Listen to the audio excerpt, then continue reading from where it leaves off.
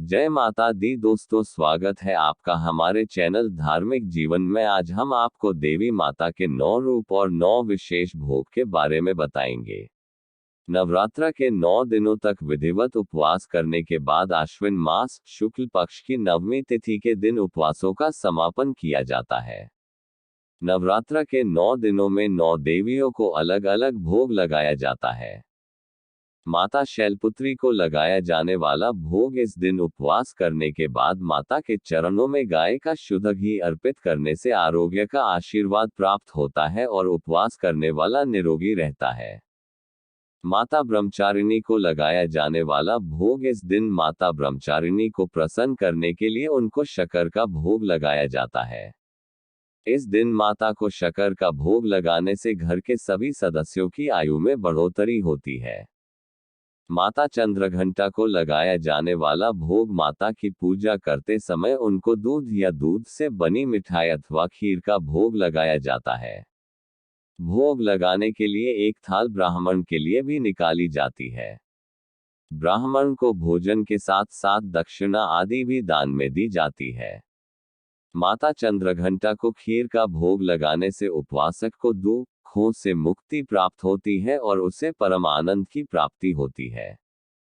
माता कूष्मांडा को लगाया जाने वाला भोग माता कूष्मांडा की पूजा करने के बाद इस दिन उनको मालपुओं का भोग लगाया जाता है।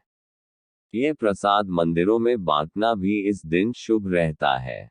इस दिन माता को मालपुए का भोग लगाने से माता प्रसन्न होकर उपवासक की बुद्धि का विकास करती है और साथ साथ निर्णय करने की शक्ति भी बढ़ाती है। माता स्कंद माता को लगाया जाने वाला भोग इस पूरे दिन उपवास करने के बाद माता को केले का भोग लगाया जाता है। इस दिन माता को केले का भोग लगाने से शरीर स्वस्थ रहता है। माता कात्यायनी को लगाया जाने वाला भोग माता कात्यायनी माता दुर्गा का छठा रूप है। नवरात्र के छठे दिन इनकी पूजा आराधना की जाती है। इस दिन माता को भोग में शहद दिया जाता है। माता कात्यायनी को शहद का भोग लगाने से उपवासक की आकर्षण शक्ति में वृद्धि होती है। माता कालरात्रि को लगाया जाने वाला भोग सप्तमी तिथि में माता के कालरात्रि स्वरूप की पूजा आराधना की जाती है।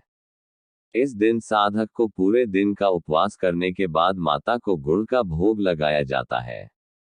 इसी भोग की एक थाली भोजन सहित ब्राह्मण को दान दक्षिणा दी जाती है। माता महागौरी को लगाया जाने वाला भोग श्री दुर्गा अष्टमी के दिन माता के 8वें रूप महागौरी की पूजा की जाती है। इस दिन माता को भोग में नारियल का भोग लगाया जाता है और ब्राह्मण को भी नारियल दान में देने की प्रथा है। यह माता संतानों की मनोकामना पूरी करती है। माता सिद्धिदात्री को सभी प्रकार की सिद्धियां देने वाली कहा गया है। नवरात्रि के 9वें दिन इनकी पूजा और आराधना की जाती है। इन्हें सिद्धियों की स्वामिनी भी कहा जाता है। नवमी तिथि का व्रत कर माता की पूजा आराधना करने के बाद माता को तिल का भोग लगाना इस दिन कल्याणकारी रहता है। यह उपवास व्यक्ति को मृत्यु के भय से राहत देता है और अनहोनी घटनाओं से बचाता है।